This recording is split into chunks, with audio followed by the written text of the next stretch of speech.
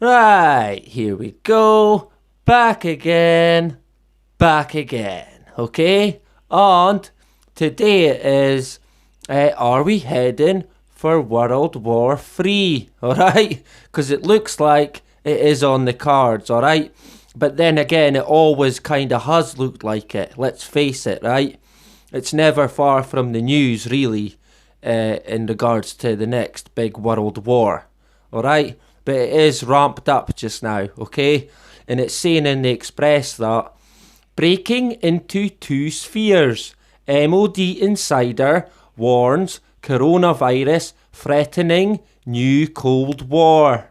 Alright? And it's saying that coronavirus could be the start of a new Cold War scenario as the US and China continue to point the finger at each other. Right? And that was seemingly coming from a Ministry of Defence insider, right? A former member of the Ministry of Defence in the UK, all right? And I'm seeing this quite a lot. Is China to blame, right? So it's the blame game now, okay? And it's everywhere. One day ago, South China Sea, US military operations bringing China to brink of war. Shock claim, all right? So, I mean, the tensions are really high by the looks of it, right? The Independent 3 days ago, coronavirus crisis, blame game is underway as senior Tories condemn China, right? So that's British politicians are now condemning China and pointing the finger, all right? Daily Mail 3 days ago, China's efforts to blame coronavirus on a US Army delegation to Wuhan, right? So it's on both sides. We've got the US blaming China and the China blaming the US, all right? Foreign policy 1 week ago. Yes, blame China, all right, for the Wuhan coronavirus. Okay, so they're saying, yeah, China are to blame. And that, as I said, was in the foreign policy, all right? India Today. Who brought on coronavirus pandemic? Question mark. Right? China on prowl to deflect blame. So China are blaming someone else. The Wall Street Journal.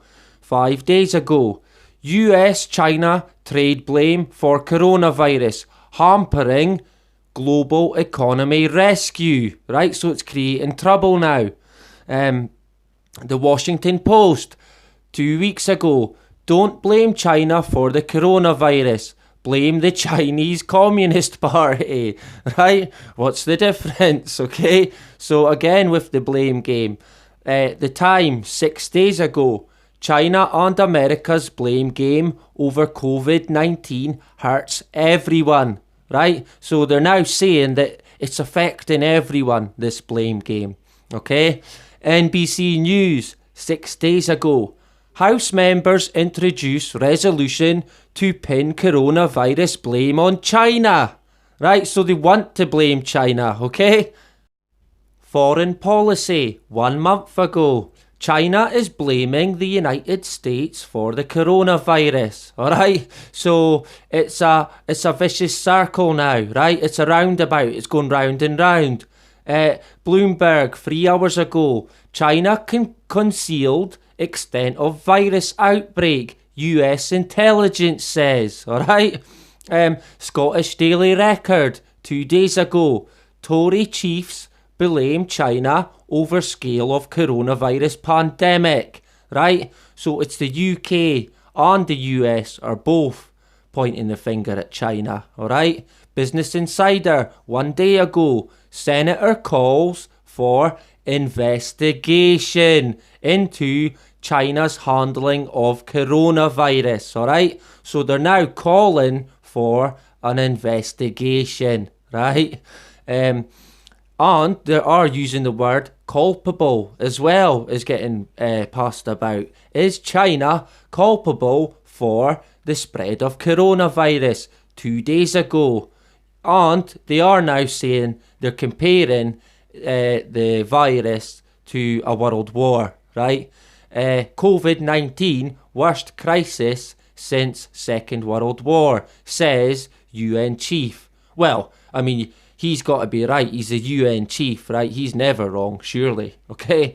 And in terms of a world war, I did point out in a video before about the subliminal messaging on Sky TV intro, right? And it mentioned about the possibility of foul play and that there could be an investigation, right? And that was in the intro for March on Sky TV channel 999, right?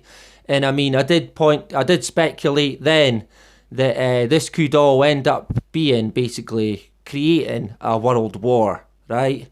And that was speculation at the time, and it still is really. But again, it's all pointing to this fight between China and America, okay?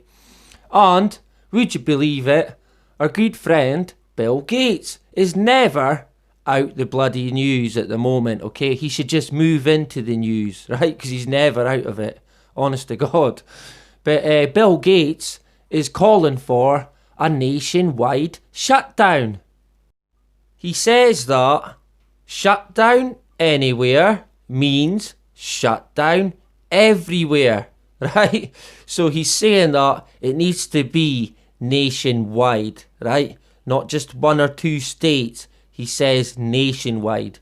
I mean, if you had the chance, I'm pretty sure it would be global, right? He wants the whole world shut down, right? And Bill Gates outlines 3 steps US government needs to take to save lives and get the country back to where it belongs, right?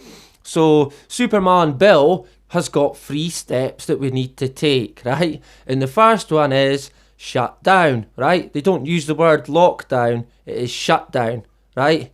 And any confusion about this point will only extend the economic pain. So there needs to be shut down everywhere, according to Bill Gates, okay? And of course, number 2, testing, right? And Bill Gates also called out the self-swab developed by the Gates-backed Seattle Coronavirus Assessment Network as an example of an efficient testing method. Of course he did, right? He bloody makes them, okay? And third and last is the vaccine, right? Gates said a vaccine can be created in less than 18 months with a data-based approach and rapid trials, right?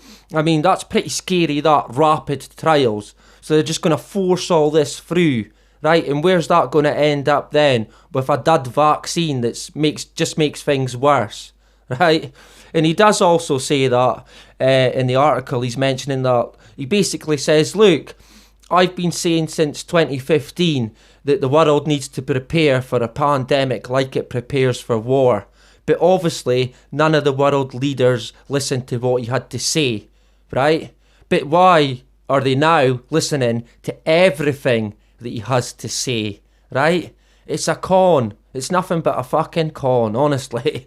It's so blatant, it's unbelievable, to be honest. And, like I posted yesterday, coronavirus vaccine testing to start within months by, drumroll, Johnson & Johnson, right? Would you believe it? Johnson & Johnson, you cannot trust as far as you could fucking throw, alright?